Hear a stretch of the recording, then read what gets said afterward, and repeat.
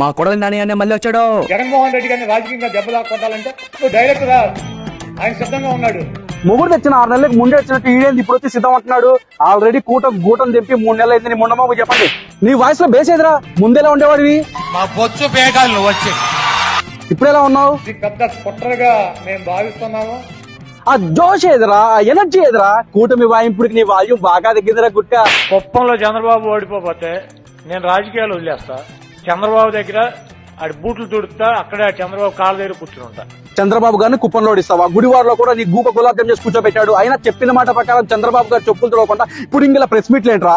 28వ తారీఖున వైఎస్ఆర్ కాంగ్రెస్ పార్టీ నాయకులు కార్యకర్తలు పూజలు చేసి వెంకటేశ్వరుడు తప్పు చేస్తే క్షమిస్తాడేమో, పాపం చేస్తే శిక్ష తప్ప వేరే ఆప్షన్ ఉండదు. దీనికి ఆల్రెడీ పర్యవసానం, పరిహారం, ప్రాయశ్చిత్తం డిసైడ్ అయిపోయింది.